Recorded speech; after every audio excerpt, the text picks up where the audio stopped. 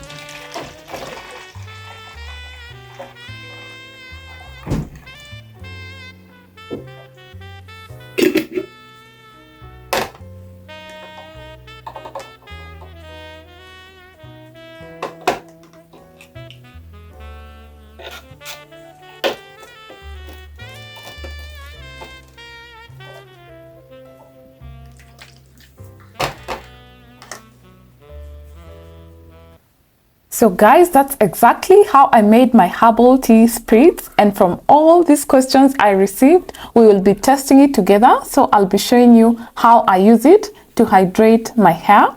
It was almost wash day for me, so I left this tea in my hair. I didn't rinse it out until the next day when I shampooed and conditioned my hair.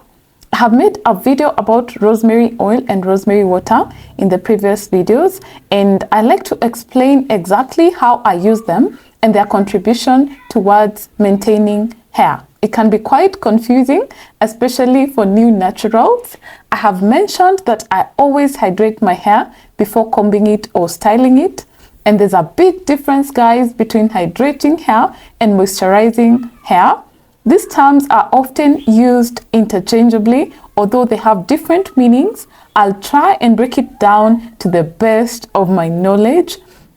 So guys, hydration refers to the water content within hair, and the water is the best way to hydrate your hair. However, you can combine it with other ingredients like humectants, e.g. glycerin, to help draw more hydration and moisture to your hair. I like to look at my hair as a plant which needs water to grow and thrive. So hydrating hair is allowing hair to absorb water deep into the cuticles, like through washing hair. However, water spritz help with hydrating hair since we can't wash our water every day. I wash my hair after every 2 weeks, but it depends. I wouldn't tell you to wash your hair after every 2 weeks. It depends with your scalp, and this also varies depending on the activities. Like when I work out, I wash my hair, and there are times according to the environment, guys. There are sometimes when it's hot, sometimes it's cold. So when it's hotter, I tend to wash my hair more often, and when it's colder, I wash my hair less often. So guys, moisturizing hair on the other hand means replenishing hair and sealing in the hydration so that it doesn't escape to prevent hair from drying up. So it is more of a coexisting relationship between the two. You can't have one without the other. Moisturizers create a protective barrier to prevent water loss. So basically, they could be water-based moisturizers or a combination of both, like our rosemary oil, which is liquid. They could also be creams or butters. I'll do a detailed video about these guys, explaining the details about hydrators and moisturizers, and also give many examples and alternatives that you can use for your hair. So guys, I used my warm water or warm tea spritz to hydrate my hair, and this helps to open the cuticles for my hair to help absorb all the moisture it needed before styling it into a bun with bangs. I didn't need to oil it since it was already oily. I had oiled it like 2 days ago.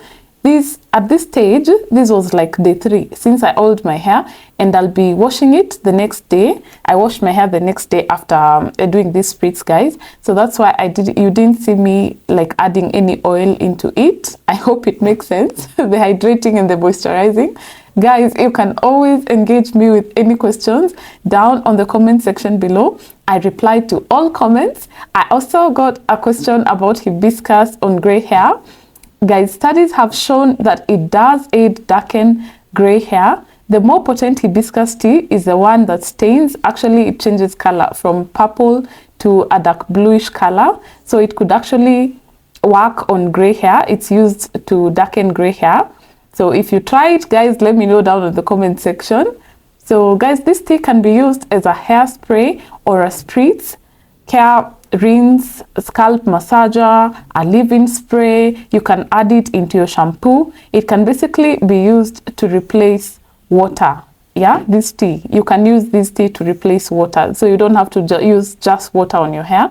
You can replace the water with this. As I mentioned earlier, that I always wet my hair before combing it. So this is a great option to wet your hair first. You don't have to use water on itself. You can mix it with herbs like I did here. You can also drink it, as I do. I'm a believer in inside out healthy regimen. Like if I can eat it, it can definitely go into my hair. So guys, the options are endless here. So here I was styling my hair into a bun with some bangs at the front. I used my herbal tea spritz to help with defining my curls. I have type 3B hair, which is low in porosity. That means that too much of products will actually weigh my hair down. So I tend to stick to lighter oils like coconut oil, and mostly stick to liquid products for my hair to maintain the volume and to achieve a thicker, voluptuous texture. My hair doesn't do very well with heavy products like butters and all, plus I have an oily skin. Guys, I promise to do a video about hair textures, hair types, hair porosity and density, and it's still in my mind. Don't worry, I haven't forgotten about that. So guys, I combed my hair through using my detangling hairbrush. I didn't do much, and since I was just restyling it with my tea spritz, I make a fresh batch of this tea every 2 weeks. But since it was almost wash day, I decided to keep it simple with this bun and bangs at the front hairstyle. I'll be doing a protective style soon. I do braid my hair sometimes, although it doesn't last long because my hair is quite soft. It gets messy real quick, but it does offer some protection from high manipulation, so I don't have to comb it every now and then. Guys, although this bangs hairstyle is great and looks good, the downside is the fact that the bangs are on the face, so they can cause breakouts on your skin or the forehead. I always like to wear my hair away from the face, although it doesn't hurt to do it this way every once in a while. So guys, first I parted a section of my hair at the front and did a loose braid to separate it from the rest of the hair. I then went on to do a bun. I showed you guys how I do this on my previous video. I use a loose hairband to hold the hair in place, and then I go ahead to tuck in the ends of the hair to prevent them from losing moisture. I then sectioned the braided hair at the front into different sections that I made little twist outs on. The twist outs help to define my curls even more. After I was done with the twist outs, I then unraveled them and defined the curls further using my fingers.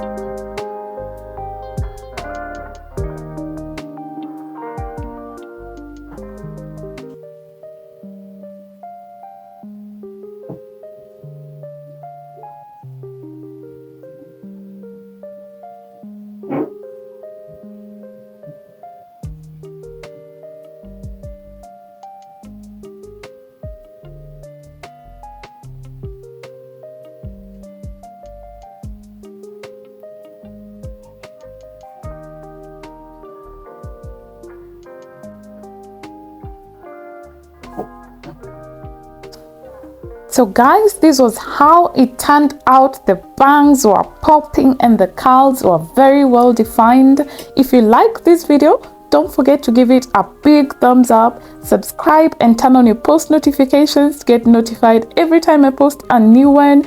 Also share it with friends and family. This helps to get my videos to be recommended to others who will benefit from this information.